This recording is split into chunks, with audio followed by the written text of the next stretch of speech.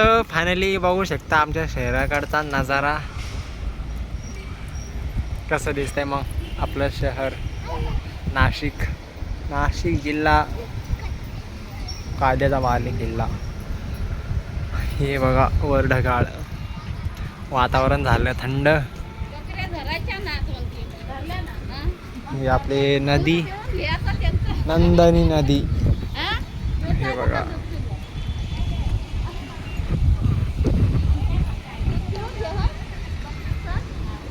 नंदनी नदी, माळा, घर, ढगाळ.